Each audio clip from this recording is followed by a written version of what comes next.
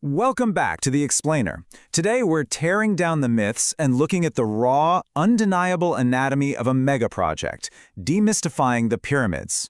We're going to strip away the centuries of magic and misunderstanding and really get down to the incredible, grounded facts of ancient human engineering. Okay, let's dive right into this. How exactly do you build an absolute mountain of stone without the use of iron tools, pulleys, or even wheels? It's so easy to look at these towering structures and think, no way, that's impossible. It is literally the central logistical nightmare and the greatest engineering mystery of the ancient world. You've got to remember, the Bronze Age Egyptians didn't have the heavy machinery we take for granted today. Everything was done by pure muscle, physics, and profound organizational skill. And the scale of it all is so staggering that even the ancient Greeks, centuries after the construction, were completely stumped. Take the historian Diodorus Siculus from the 1st century BC. He wrote that it seemed not the result of the patient labor of men, but rather as if the whole complex were set down entire upon the surrounding sand by some god. He actually noted that without lifting machines, Egyptians were rumored to have built ramps of salt and natron that magically melted away when the river washed over them. People were practically inventing divine intervention because the sheer math just didn't compute. That ancient confusion ultimately led to one of history's most persistent myths, originally pushed by the Greek historian Herodotus, the idea that the pyramids were built by slave labor. But modern archaeology completely flips that script. Thanks to the 1990 discovery of worker cemeteries right near the Giza Plateau, we now know this was actually a highly organized corvée tax system. We're talking about tens of thousands of well-fed, highly skilled, and salaried laborers. They worked in distinct gangs and files, which are basically these highly organized competing work crews, bringing serious professional expertise to the site, paying their tax to the state through their dedicated labor. To truly wrap our heads around the scale of this operation, just think about this number: 40,000. A massive construction management study run by the engineering firm DMJM, alongside Egyptologist Mark Lenner, used critical path analysis to map the whole project out. They concluded that 40,000 people represents the absolute peak human workforce required to fuel this machine, and the vast majority of them provided support services: toolmakers, scribes, bakers, brewers. Imagine the infrastructure required just to feed, house, and manage a workforce the size of a modern small city, all focused on one monolithic goal. Now, what's really fascinating here is the sheer volume of material they were dealing with. 2 million! That's the estimated number of individual stone blocks successfully placed just during the Great Pyramid's construction. And we are not talking about easily manageable bricks you can toss in a wheelbarrow. The core blocks average between 1.5 and 2.5 tons each. Honestly, the logistics of moving just one of these is daunting, let alone organizing the transport and exact placement of roughly 2 million of them. But the pace is what absolutely blows my mind. Based on that same detailed study, to actually finish the Great Pyramid in the estimated 10-year block placement timeframe, the builders had to sustain a relentless rate of 180 blocks placed every single hour. That is 3 massive blocks securely locked into place every minute during a 10-hour workday. Researchers figured this out by comparing it to modern third-world construction projects that also lack heavy machinery. The absolute logistical precision they maintained, day in and day out, is just staggering. So what exactly were they moving at that speed? Well, the bulk of the pyramid core was locally quarried limestone, but they also needed higher quality Tarua limestone from across the river for that smooth outer casing, and incredibly dense Aswan granite for the burial chambers. But here's a really interesting twist. The gaps between the rough core blocks were filled with massive amounts of gypsum mortar to stabilize the whole thing. To create that mortar, gypsum has to be heated and dehydrated, which requires huge quantities of wood. This brings up what's known as the old wood problem. Radiocarbon dates of the pyramids initially came back centuries older than expected.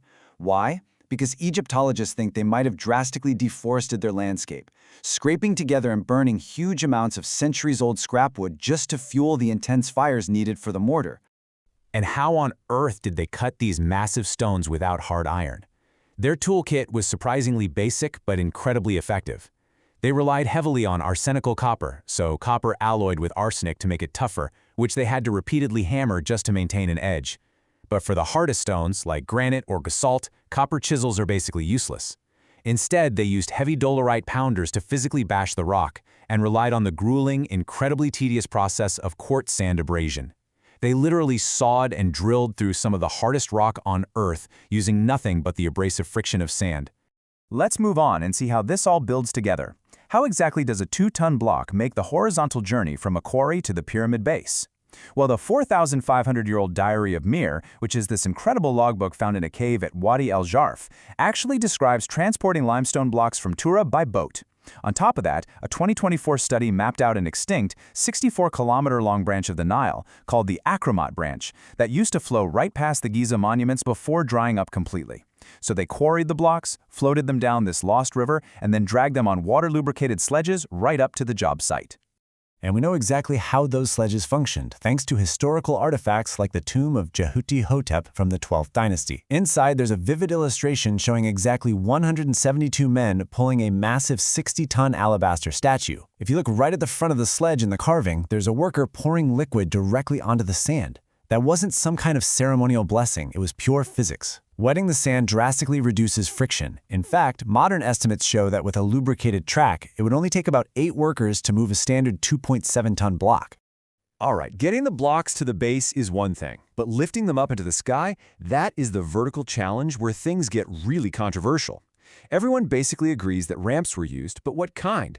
We've got hypotheses for zigzagging ramps, spiraling ramps wrapping the exterior, and internal ramps. One theory you can pretty much toss out today is the massive, single, straight external ramp. Why?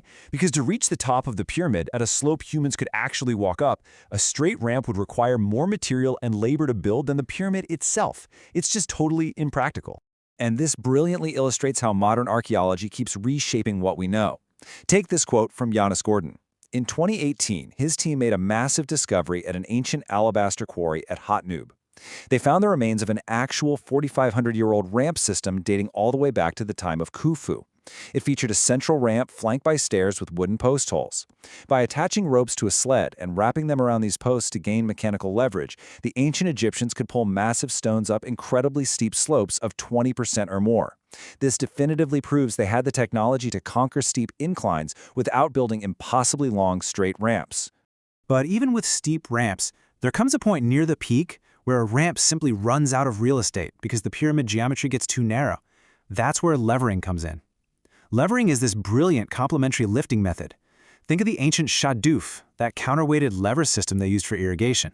By using pivoting beams, or just incrementally prying up alternating sides of a block and sliding wooden shims underneath it course by course, workers could lift blocks straight up. Experts like Mark Lenner suggest that while ramps did the heavy lifting for the bulk of the structure, levers were absolutely essential to place that top third of the monument. Which brings us to one of the most cutting-edge modern ideas out there, the internal ramp hypothesis. Developed by architect Jean-Pierre Houdin, using an advanced 3D CAD model, this theory elegantly solves the missing ramp problem. Houdin proposed that they used an external ramp for the bottom 30% of the pyramid. But then, they actually dismantled that ramp, recycling the stones to build the rest of the pyramid using a hidden, corkscrew-like internal ramp built right into the masonry. He even posits that cranes were set up in temporary open corner notches to turn the blocks as they made those tight right angles inside the structure. It's a fascinating concept. Over the years, engineers have actually tried putting these theories to the test by building physical models. Back in 1978, a Japanese project tried to build a scaled-down concrete model but ultimately failed and had to bring in modern cranes and forklifts. But contrast that with the 1992 NOVA television experiment led by Mark Lenner and stonemason Roger Hopkins. Lenner's team strictly used wooden tracks, water-lubricated sledges, and copper tools, and what they proved was monumental. The simple, ancient methods are entirely viable. With enough manpower and organization, dragging massive blocks on wooden tracks using simple leverage wasn't just theoretically possible, it actually worked incredibly well in practice. So the crucial point we should all take away from this explainer is this. We can no longer look at the pyramids as some inexplicable act of magic or brutal slave labor. They are an unparalleled masterpiece of logistics, scheduling, and human coordination. Yet, if their rudimentary copper tools and water-lubricated sand tracks achieved a base-level accuracy that rivals modern 20th century lasers, what other limits of human ingenuity did they push? Because exactly how they managed to lift those massive 80-ton granite beams that roof the king's chamber, well, that remains a tantalizing, enduring mystery today. Makes you wonder what else we're truly capable of, doesn't it? Thanks for joining me on this one.